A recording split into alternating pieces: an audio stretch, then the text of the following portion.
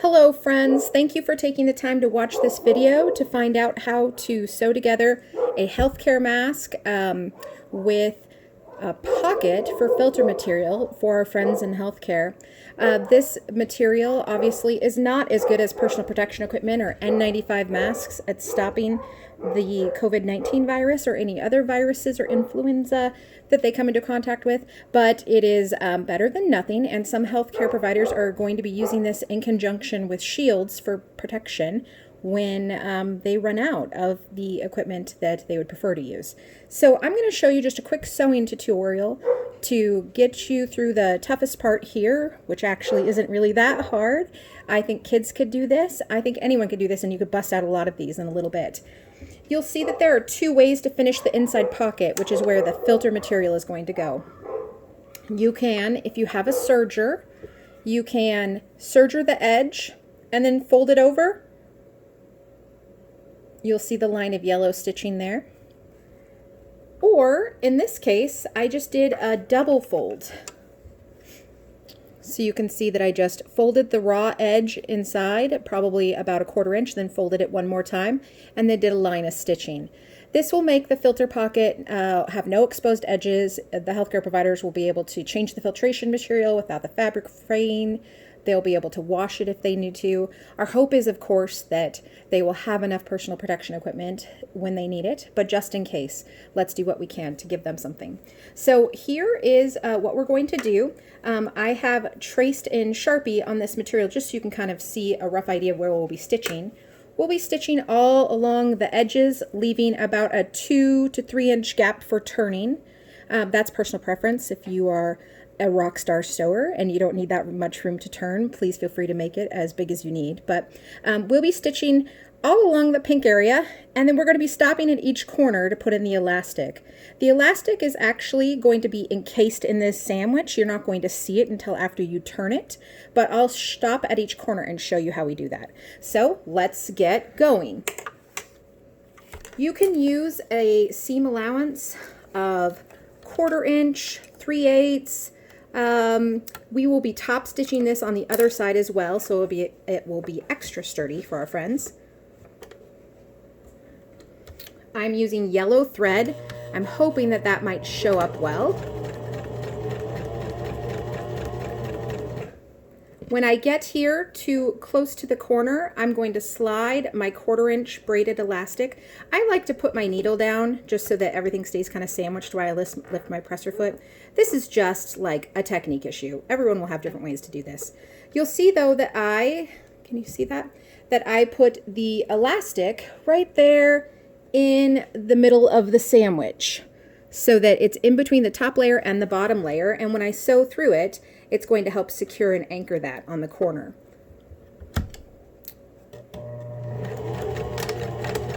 I just did a little double stitch over that just to make sure.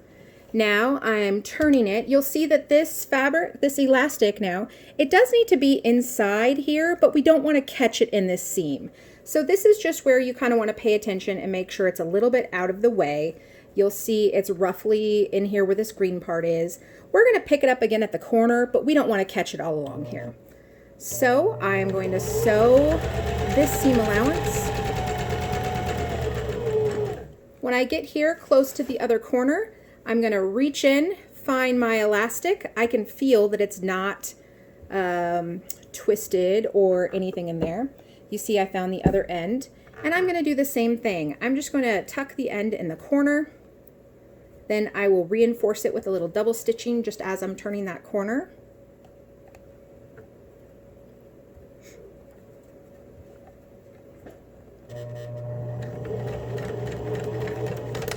There are notes in the pattern that I'll be providing about the cotton, but you want to make sure, there we go. So now that piece of elastic is encased between those two corners, but not caught in the seam.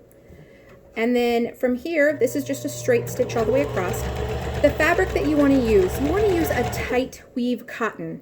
What I've got here is a premium quilting cotton, another premium quilting cotton, and then this is a broadcloth, which is similar. We want tightly woven. If you're doing this at home, let's say the fabric stores are closed and you can't get there, it would be great to use a high quality thread count sheet. We're not talking about like the 150 thread count sheets, you know, the ones that are kind of scratchy and ouchy. No, we want like the luxury sheets. We want the really nice ones, because, you know, the particle, the virus particle, is very small for this disease, and we want to just give as much protection as we can. Already, fabric doesn't have as much as, let's say, you know, a synthetic fabric that they use on personal protective equipment, on PPEs, but we want to do the best we can for our friends. So use high quality Quinton cotton. Don't just get like the cheapest Walmart one. You can feel it, and you can feel like, oh, this is kind of like a scratchy, cheapy one, or oh, this is like a super nice heavyweight quilting one. It only takes about 1 yard of each of the inner and outer layers to make 20 of them. So it's really not an expensive project, and it can bless so many of our friends. So same thing here. I'm getting close to the corner, so I am encasing my elastic in it. Just do a little double stitch there. I am going to rotate for my corner. I'm tucking my elastic in, making sure that I'm not going to pick it up here in the seam. And now I'm going to let her rip.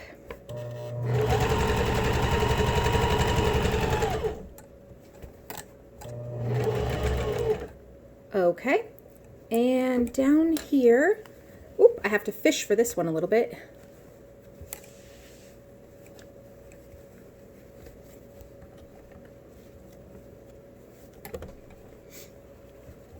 Here, the elastic.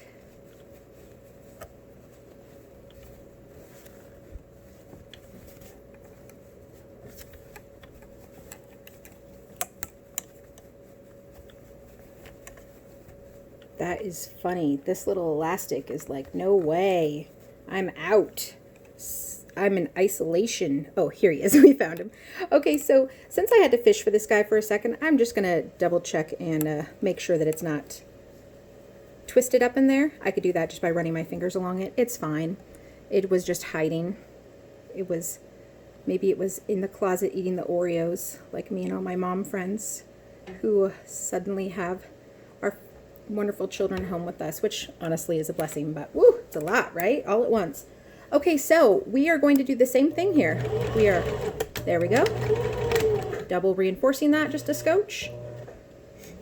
There's a possibility that our friends might need to wash these. There's a possibility that they might need to wear them all day. So we want to do just as, you know, good of a job as we can. We need to make sure that we are not skipping any seams. We'll check that when we turn it to make sure.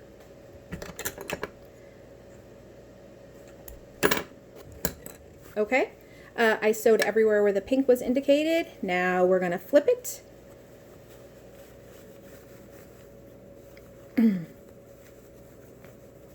You'll see that if we did it right, the elastic then is poking out of the corners. We are going to be top stitching this, but there's one more part that I wanted to show you how to do that is something that makes these ones a little bit unique and different and definitely more useful to our friends.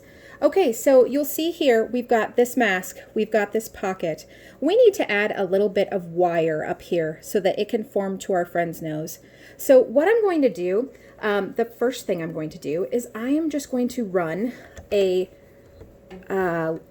top stitch line, just a straight stitch, about 1/2 inch from the edge all the way across. And I have kind of just made sure that this is turned out well. If you like, you could iron and press this out. I am not that thorough of a sewer, but you could if you like. This does not need to be a decorative top stitch. It's going to be functional. So I have this straight stitch line here. I am then going to take my piece of metal, which I will show you how to do this. This is a piece of jewelry wire. We have curled the edges so that it doesn't poke our friends and doesn't poke through the fabric. But it's just, this is a piece of jewelry wire. I believe this one is,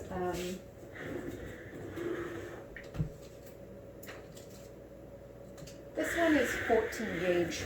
You can use jewelry wire. You can use floral wire. You can use plastic coated twist ties, although I like to double those up. Just one is not quite enough. You could also use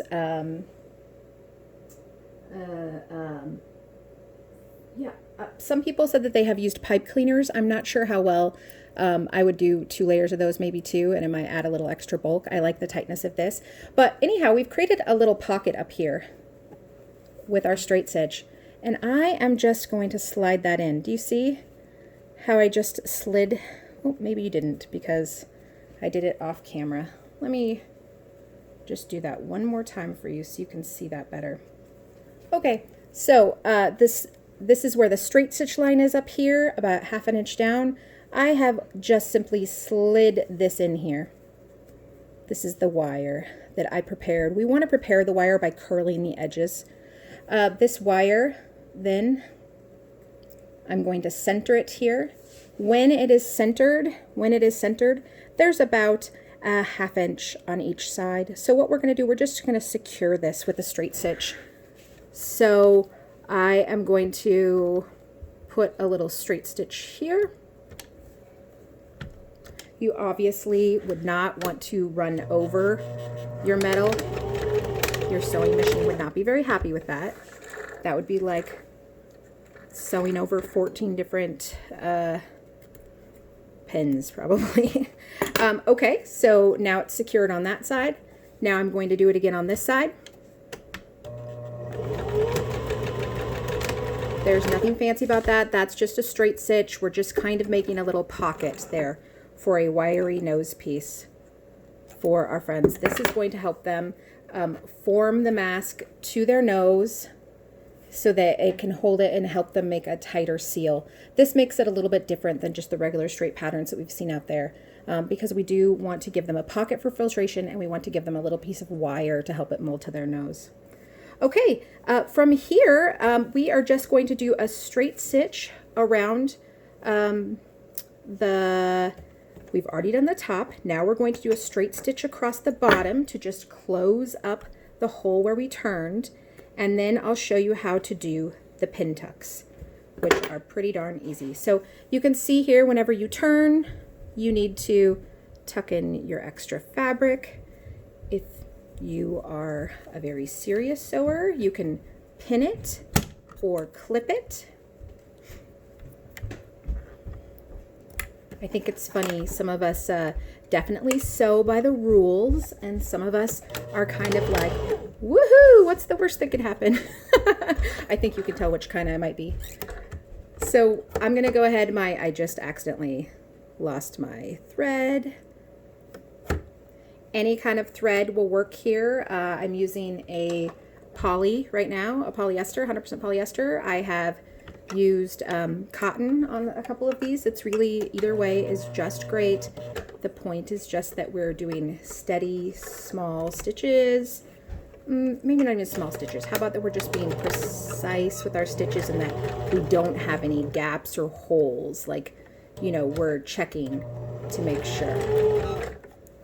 That just wanted to bunch up a little bit. No big deal.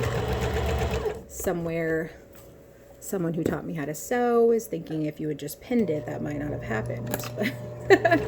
Okay, so this is a straight stitch all the way across the bottom. The only thing we're doing here, that was just sealing up the hole where we turned it. Okay?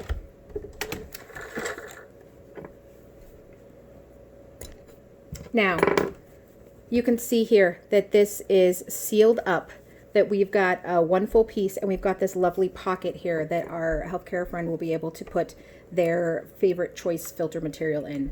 Now what we need to do is we need to make some pleats. The important part to know about the pleats all need to face the same direction. I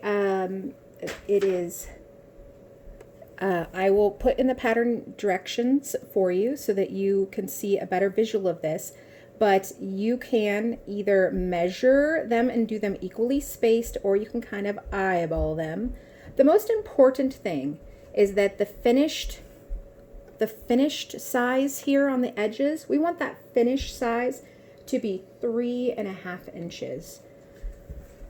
So what I like to do is I like to do a few of them. I like to do them on both sides so that you can kind of see what's happening and that they're equal, level rather. And each one, we need 3 on each one. So 3 on each side, and we want them to match. I think you can see what I'm doing here. If you'd like, you could make yourself a little scrap piece of paper or something with, you know, a little dot and do little, you know, fold over to here dots. If you'd like to do it like that. I am going to show you what happens. So here's an example. There are 3 folds here. Do you see them? 1, 2, 3 folds. However, in eyeballing it, I think this is too short.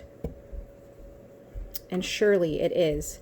See, this isn't quite 3 inches, so that is not going to be long enough to provide enough coverage. I need to unfloof that, unpin that, unclip that, and get it closer to out here. So they really are just tiny, tiny, tiny folds. It's just enough to give some, I'm going to try pinning it. I think that'll be easy for you to see. It's just enough to give them some flexibility for it to stretch over their face, but not so much that they lose coverage over their ears, or I'm sorry, over the sides of their face and cheek, because we want them to have as much coverage as we can. This looks a lot better. 3 pleats, you can see them here. 3 little pin tucks, 1, 2, 3, and yep, this one is just between 3 1/4 and 3 1/2, and that is going to be just great. That is perfect. So let's go ahead and we are going to match up this on the other side. Sometimes it's easier to do that when you can set it down here.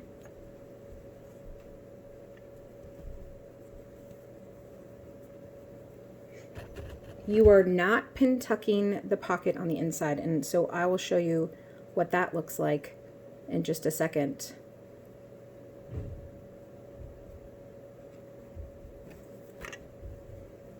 Because we want to keep that pocket with enough space for them to insert their filter material.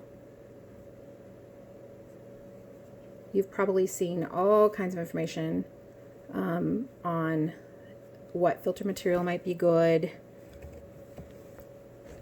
You know, the type of filtration that you would use for smog is different than what our healthcare provider friends want to use. So we just want to make it available for them to put nearly any size one in it that they'd like.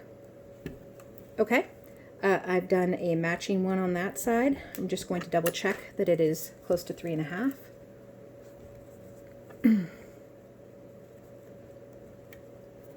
Oop, that one is a little short. That one's just about 3. So same thing, just kind of you can kind of see a few of my folds were a little deep there, no problem. You can just fuss with it a little bit. This is not the, obviously we want it to be about the right size and height when it's finished. But the actual, like how deep the folds are and stuff, that isn't the most important part of this project. But we do need 3. That helps it contour to the side of your face. Okay, there we go. This, just by loosening those folds just a little bit, we are back at 3¼ to 3½, and that is going to be just fine. So I find too that even when I pin them, they kind of scooch around a little bit when I'm sewing them, and I'm fine with that. It's okay. You'll see here that the pocket, I did not pin tuck the pocket at all. The pocket is loose and it looks too big, but really when this mask contours over your face, it's going to be just fine. Now, I'm going to put in a top stitch here on the side.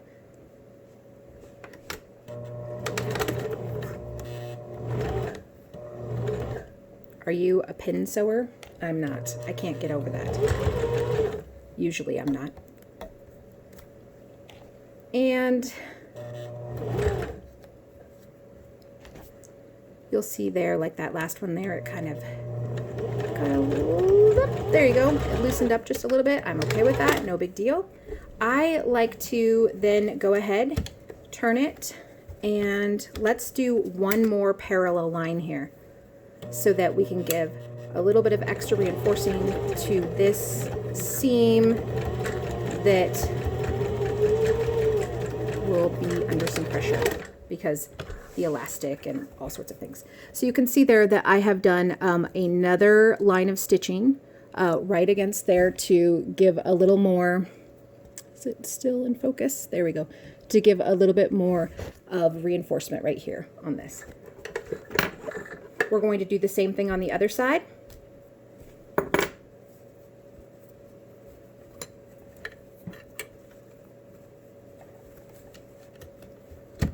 Depends on if you like to sew up your folds or down your folds.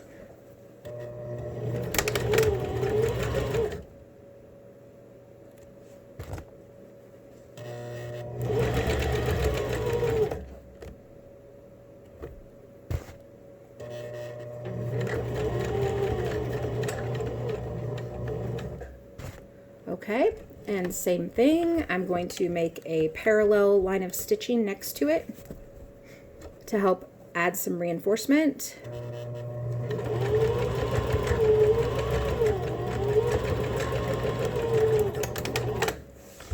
Okay, that's it, friends. Now we just need to clip the edge, all the strings that we have floating around here, and we have a lovely mask for our friends with a pocket for filtration material and a piece of wire for their nose. And this will do at least just a little bit to try to help protect our friends in healthcare. So thanks for taking the time to learn how to do this. I super appreciate being able to show you. If you would like more information, or you have any questions, you could email me at melissamakes at gmail.com or thingsimake@gmail.com, and I'd be happy to answer that. And you can also get finished masks to me, and I can help get them to the right people. Thank you so much for watching the tutorial of the pocket face mask with wire for the nose.